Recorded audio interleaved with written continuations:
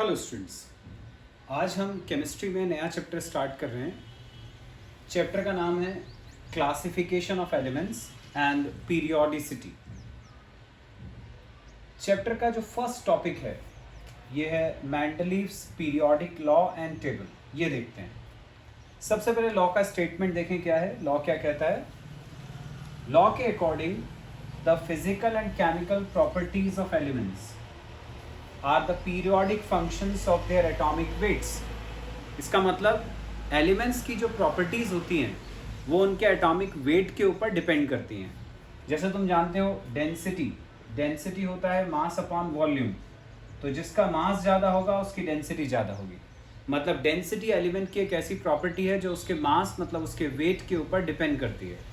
तो यही मेंडलीफ ने बताया कि जो फिजिकल और केमिकल प्रॉपर्टीज़ होती हैं एलिमेंट्स की वो उनके एटॉमिक वेट्स के ऊपर डिपेंड करती हैं। अब इसकी बेसिस पर, इस लॉ की बेसिस पर मेंडलीफ ने एक टेबल बनाया था जिसको हम बोलते हैं मेंडलीव्स पीरियोडिक टेबल। मेंडलीफ का जो पीरियोडिक टेबल था इसमें कुछ हॉरिजॉन्टल रोज थी, कुछ वर्टिकल कॉलम्स थे। जो वर्टिकल कॉलम्स होते हैं, वर्टिकल कॉलम मतलब ऐसे में, जो वर्टिकल कॉलम्स होते हैं इनको उसने नाम दिया था ग्रुप्स। वर्टिकल कॉलम्स को कहते हैं ग्रुप्स। जो हॉरिजॉन्टल रोज होती हैं इनको बोला जाता है पीरियड्स। मेंडलीफ का जो पीरियोडिक टेबल था उसमें 8 वर्टिकल कॉलम्स थे, तो 8 ग्रुप्स थे और 6 हॉरिजॉन्टल रोज थी। इनको अपन 6 पीरियड्स बोलते हैं। तो मेंडलीफ का जो पीरियोडिक टेबल था वो इस टाइप का था। उसमें ऐसे 8 वर्टिकल कॉलम्स होंगे और ऐसी 6 हॉरिजॉन्टल रोज होती हैं। जैसे जैसे अपन लेफ्ट टू राइट बढ़ते जाते हैं वैसे वैसे एटॉमिक मास उसके अंदर बढ़ता जाता है, एटॉमिक मास इंक्रीज होता जाता है। पूरा पीरियोडिक टेबल जो है वो इंक्रीजिंग एटॉमिक मास की बेसिस पर बना था। ये होता है Mendeleev's periodic table. Next topic है बच्चों modern periodic law and table. अभी अपन ने देखा था इसके पहले मेंडलीव का पीरियोडिक टेबल, लेकिन मेंडलीव के पीरियोडिक टेबल में कुछ गलतियां थी जिनको सुधारने के लिए मॉडर्न पीरियोडिक टेबल बना। गलतियां क्या थी? जैसे मेंडलीव का जो पीरियोडिक टेबल था उसमें हाइड्रोजन को एक ही जगह रखा गया फर्स्ट ग्रुप में, लेकिन हाइड्रोजन जो है वो 3 टाइप का होता है। इनको अपन बोलते हैं हाइड्रोजन के आइसोटोप्स। हाइड्रोजन के 3 आइसोटोप्स होते हैं, 1H1, 1H2, 1H3। अब तुम देखो तो तीनों हाइड्रोजन का एटॉमिक नंबर तो सेम है। जो नीचे लिखा जाता है वो एटॉमिक नंबर होता है, जो ऊपर लिखा जाता है वो मास नंबर होता है, एटॉमिक मास होता है।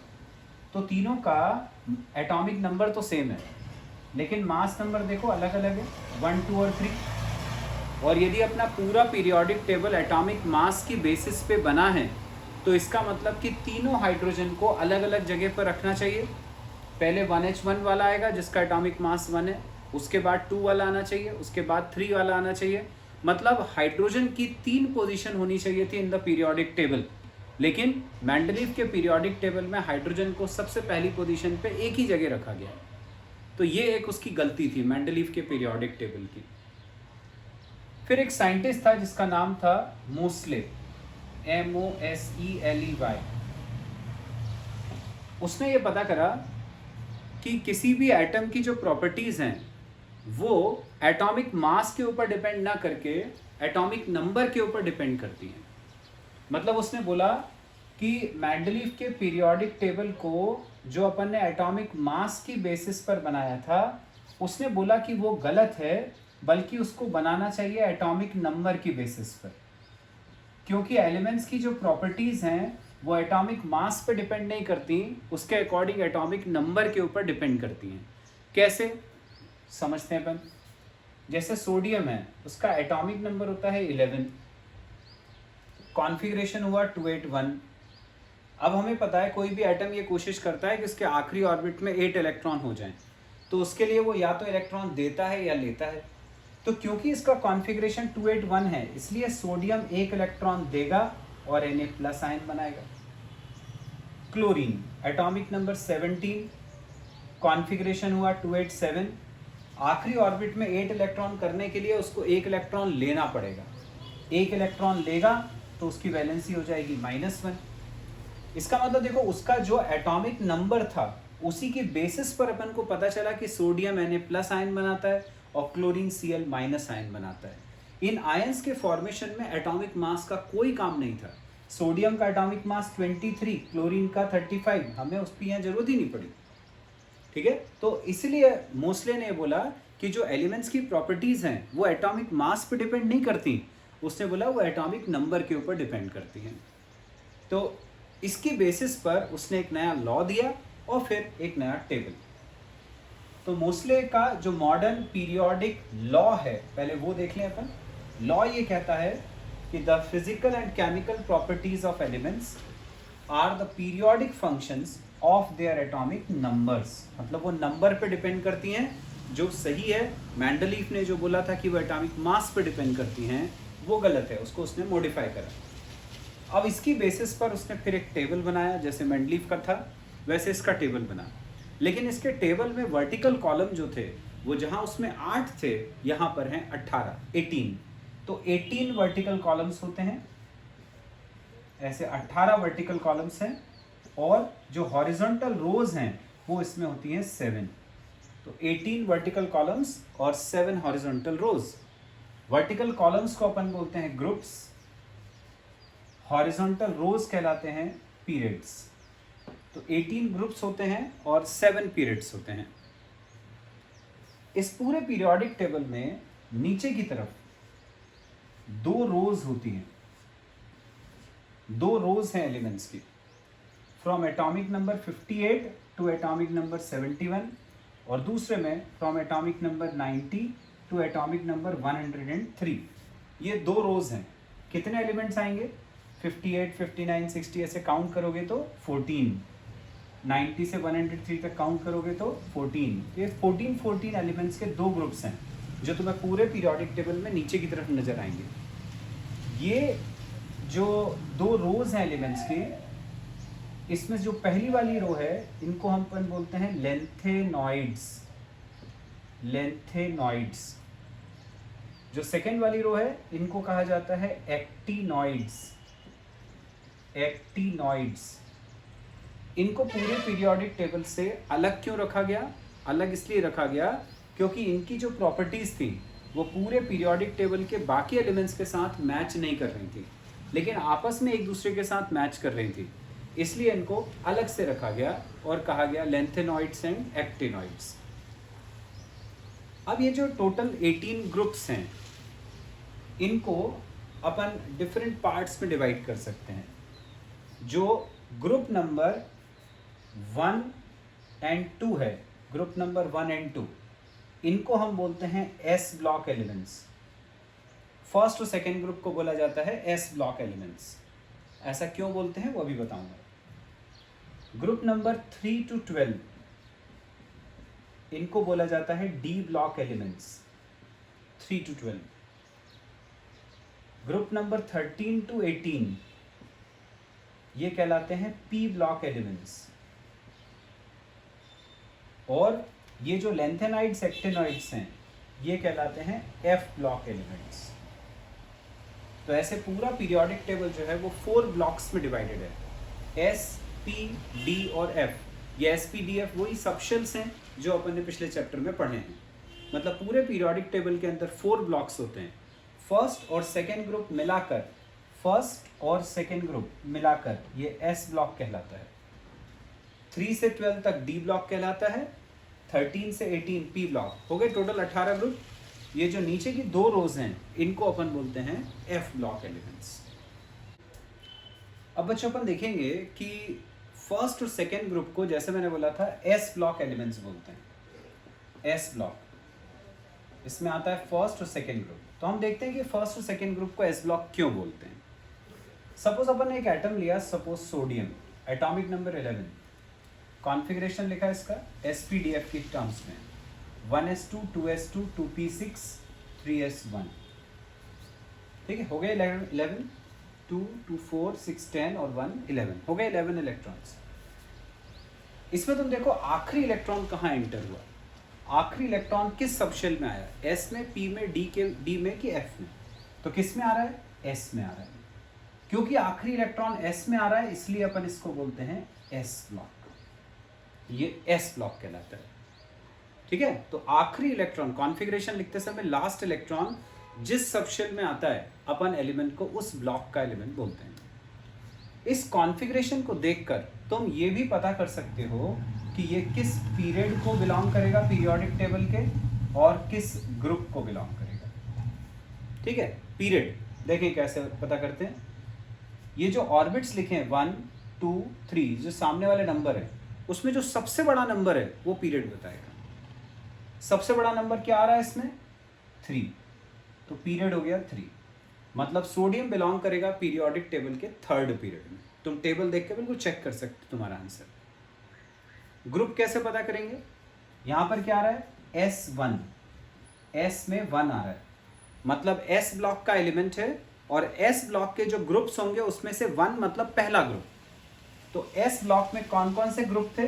S ब्लॉक में था फर्स्ट और सेकेंड ग्रुप, लेकिन S1 आ रहा है, इसका मतलब S ब्लॉक के ग्रुप में से पहला वाला कौन सा है? फर्स्ट, तो ग्रुप 1। मतलब सोडियम S ब्लॉक का एलिमेंट है, थर्ड पीरियड को में बिलोंग करता है और फर्स्ट ग्रुप को बिलोंग करता है। आगे समझे? ऐसी एक और एग्जांपल लेता हूं। सपोज यदि मैग्नीशियम एटॉमिक नंबर 12, तो पूरा कॉन्फ़िगरेशन वैसे ही रहेगा, लास्ट में 3s2 आ जाएगा, तो आखिरी में S आ रहा है मतलब S ब्लॉक, सबसे बड़ा नंबर 3 तो पीरियड 3, ग्रुप S2 मतलब S ब्लॉक का सेकेंड ग्रुप।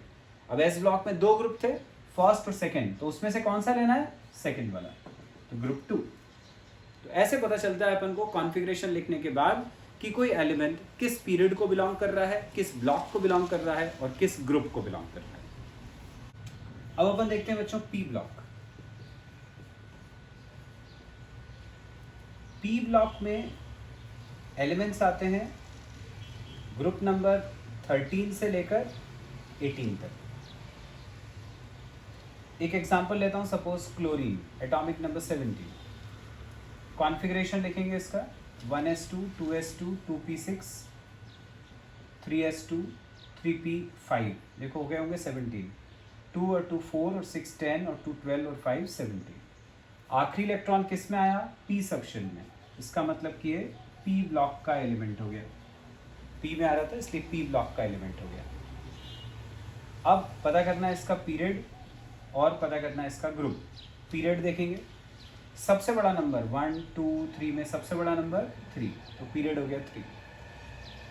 ग्रुप पहचानना है, P ब्लॉक का एलिमेंट है, P ब्लॉक के ग्रुप कौन से हैं? 13 से लेकर 18 तक, लेकिन हमें कौन सा चाहिए? हमें चाहिए P5, मतलब 13 से अपन स्टार्ट करेंगे और उसमें फिफ्थ ग्रुप चाहिए। 13 से स्टार्ट करके 5वां, तो 13 14 15 16 17 और 18 ग्रुप थे, उसमें से 5वां, ये फर्स्ट सेकंड थर्ड फोर्थ और ये फिफ्थ, ये है 5वां ग्रुप 17। तो ग्रुप नंबर हो गया 17, पीरियड हो गया 3 और ब्लॉक हो गया P। ऐसे अपन पता करते हैं। एक और एग्जांपल ले लेते हैं। सपोज हमने लिया ऑक्सीजन एटॉमिक नंबर 8। कॉन्फ़िगरेशन लिखा इसका 1s2 2s2 2p4। आखिरी इलेक्ट्रॉन P में आया तो क्या हो गया? ये P ब्लॉक का एलिमेंट हो गया।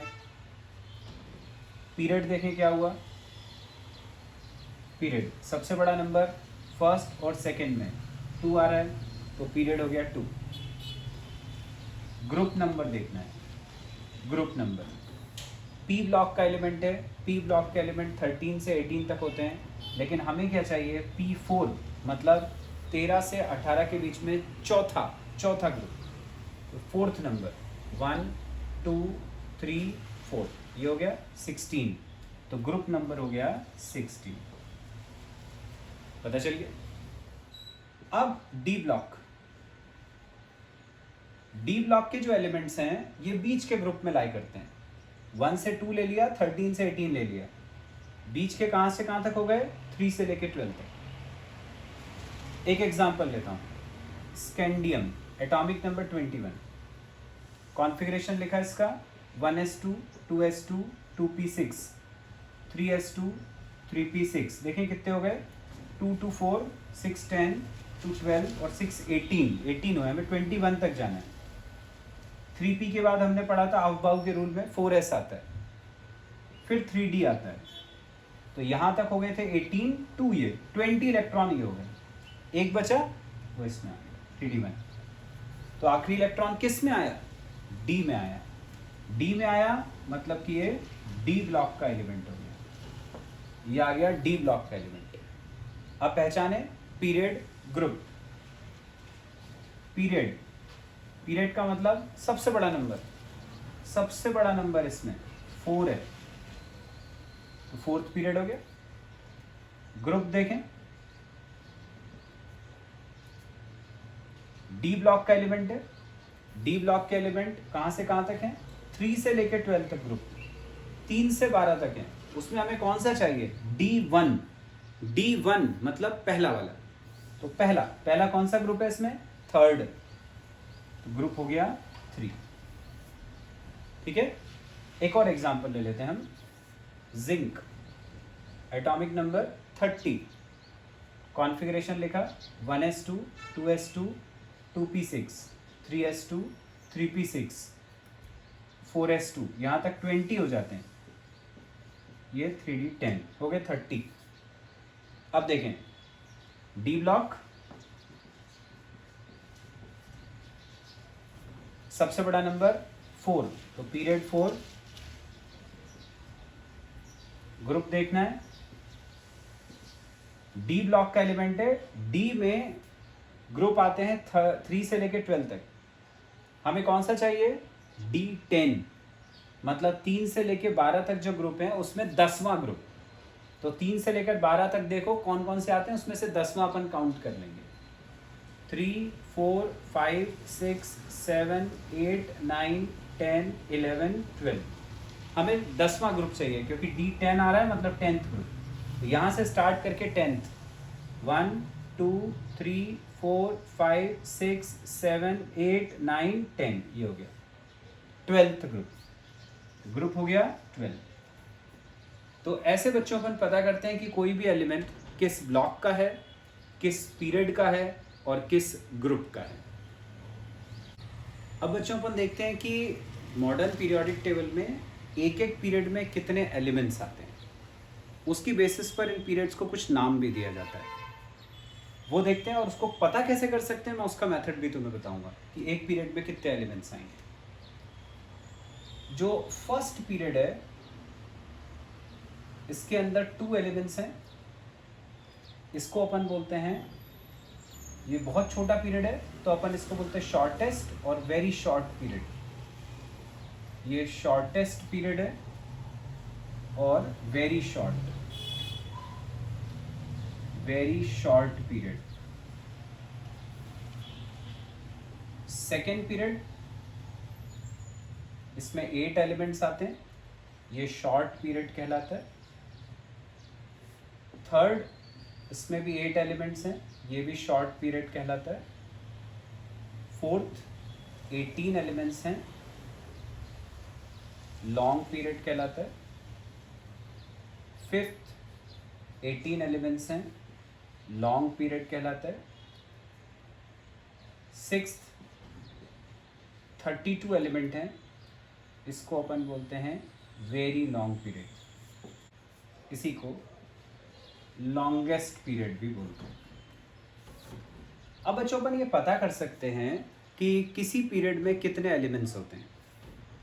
पता करने का तरीका वही 1s 2s 2p से पता कर सकते हैं। देखो हमने ये पढ़ा था 1s2 2s2 2p6 3s2 3p6 half बाउ रूल, 4s2 3d10 4p6, ऐसा पढ़ा था अपन ने।